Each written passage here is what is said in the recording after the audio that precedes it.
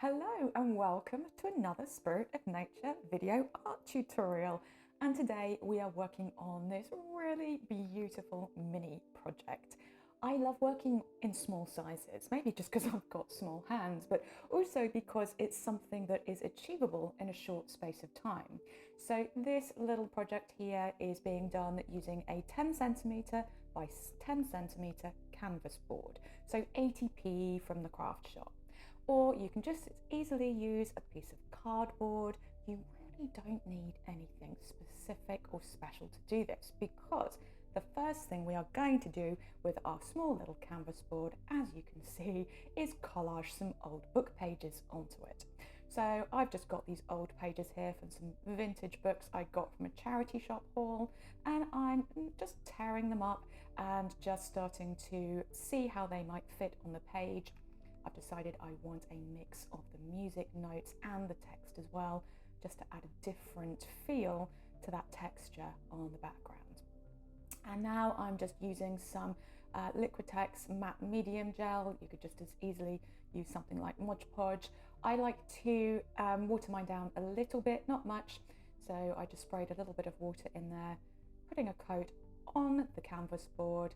And then as I place the pieces of paper on top of that, I'm also placing another layer of the matte gel on top as well, just to make sure everything sticks down properly and to give us a nice even base to work with.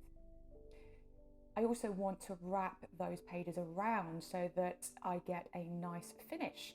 So I've let them hang over the edge, and I'm now going around and just still using the matte gel there just to create that nice finished edge to the canvas board.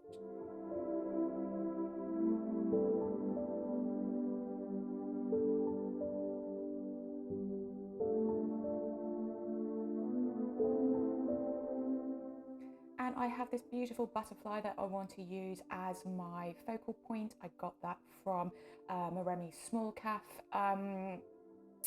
shop, downloadable printable. I'll put the link below, and I'm going to match it up with this lovely napkin. Again, I will put the link to the shop I got this below. So I'm just taking the two backing sheets off the napkin so that I'm working with just the printed area, and now just playing around with how this is going to fit on the page. So I want my focal image to be up in that top corner there.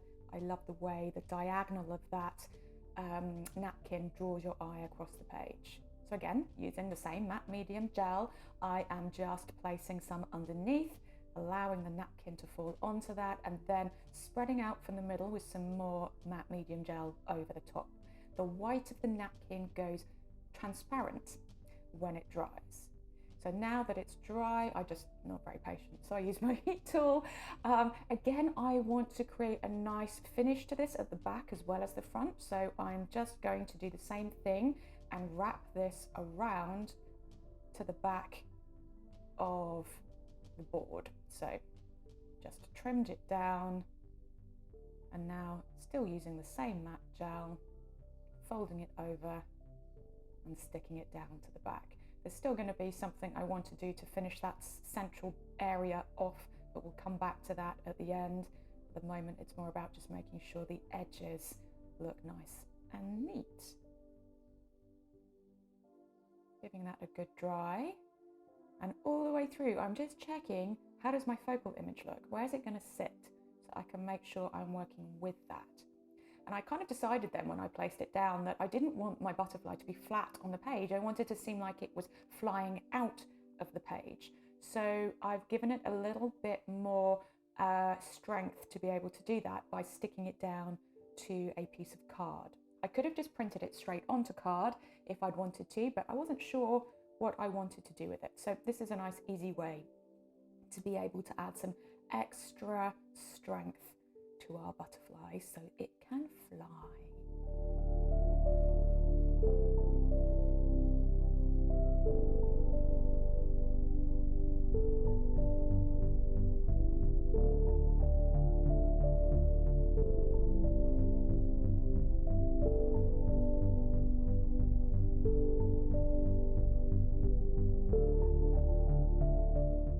Fabulous. there we go. We can start to see already how those wings are going to stick up from the page if we stick it down in the right way.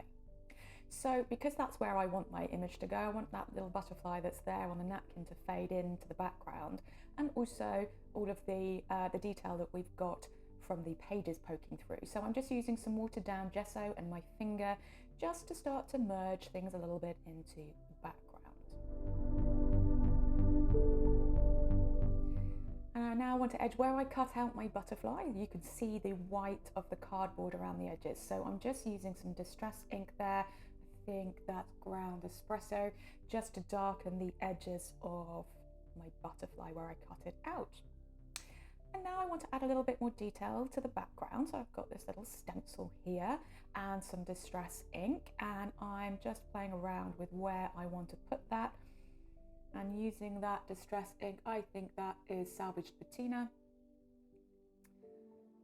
just to create that nice subtle pattern on the background, and just keeping on checking each time as I go through what that is looking like, how that's going to impact the background, and where my lovely butterfly is going to sit.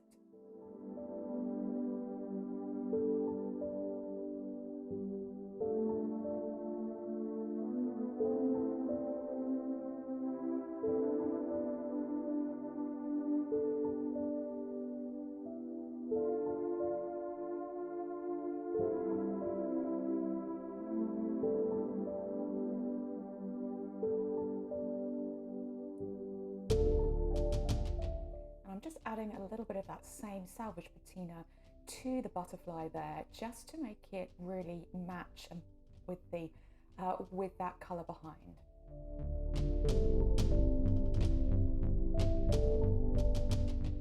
And now I've decided to do something very messy.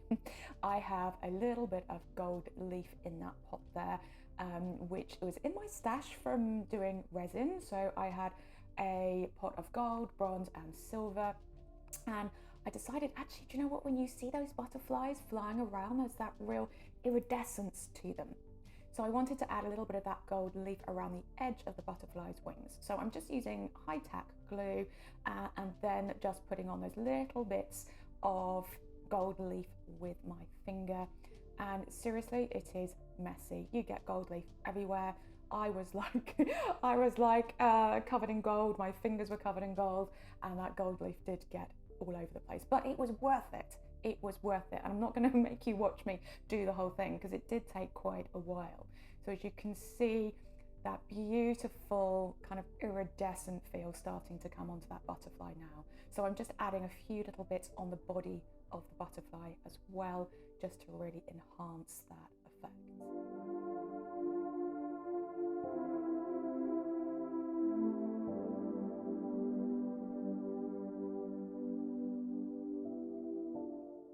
Now just edging that little board with that same ground espresso distress ink.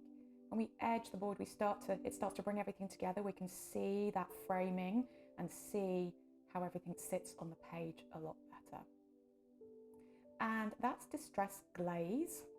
So what this does is it makes, it kind of seals the distress ink on the page. Distress ink is water reactive, so if you don't seal it, it will continue to react if any water gets on it. But also what distress glaze does is it really makes the colours pop. So I'm just putting a very tiny bit on my finger, it's a bit like Vaseline, and just rubbing it into the page. You need such a tiny amount. And because I put that same distress ink on the butterfly, just doing the same on that coloured area as well. And now I've decided to get messy again and put that gold leaf around the edge of the board as well. So seeing the butterfly there really got me thinking about how else we can bring the spread together. If I use something in one place in any piece of art, I like to try and replicate it, because it just helps to make everything make sense. If something there is just there once, it feels like it might be out of place. If it's used again, twice, maybe 3 times, then it helps pull everything together. So again, I'm not going to make you watch the whole process of me doing this, because it got very messy. As you can see, I've got gold leaf all over the place, but again, the effect was well worth it. And that gold leaf, I think it was just a couple of pound off eBay. It really wasn't expensive, so I don't mind that some of it ends up getting stuck more to me than to my project.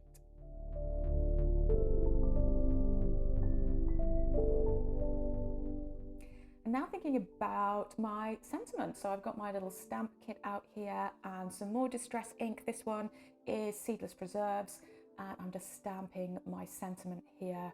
As it's a butterfly, it's got to be spread your wings.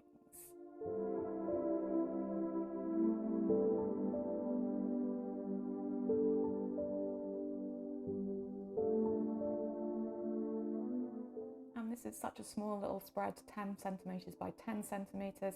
So I'm going to cut these words so that they are individual, and just playing around with how I want them to sit on the page there. I want them to balance out that bottom corner where our butterfly is flying off in the opposite corner. So just edging it with that same Seedless Preserves Distress ink.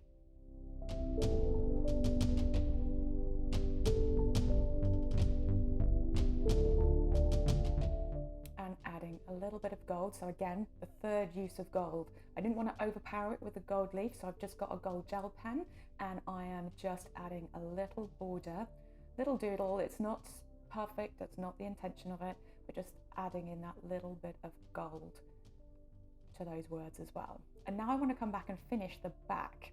So I've just got a bit of scrap collage paper here that I'm cutting to size that the colours match, and it's got the gold in as well. So just following that through. Again, getting rid of those white edges where I've cut it with my distress ink, and sticking it down with my high tack glue.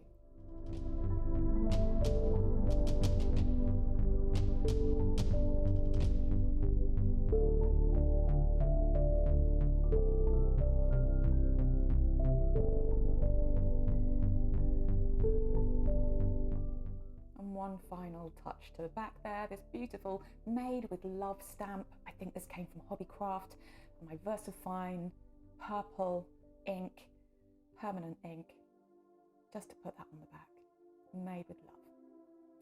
And now I realise that really I should have attached my butterfly to a dark card, black or brown, because those wings are going to stick off the page. Not going to be seen really, but just to finish it off, I want to make sure that if somebody's picking that piece up and looking around it, they've not got that harsh white card on the back of the butterfly. So I'm just using an acrylic marker pen here and filling it in with a dark brown to match the edging that I've used. But I think if I was to do this in future, I would probably stick it to a dark card to start with.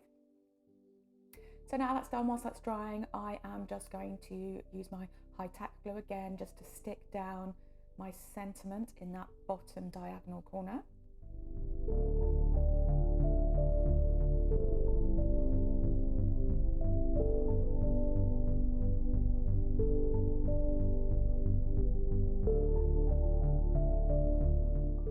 And again, just adding a little bit of extra gold to frame those words. And now my butterfly is dry, it's time to stick my butterfly down as well. But I want those wings to stick up, so I'm literally just going to put glue down that middle section of the body and glue that to the page and allow those wings to stick out from the page, which I think looks beautiful. I hope you like this as much as I do. So pretty, but so simple to make. So I hope this has inspired you to get creating too.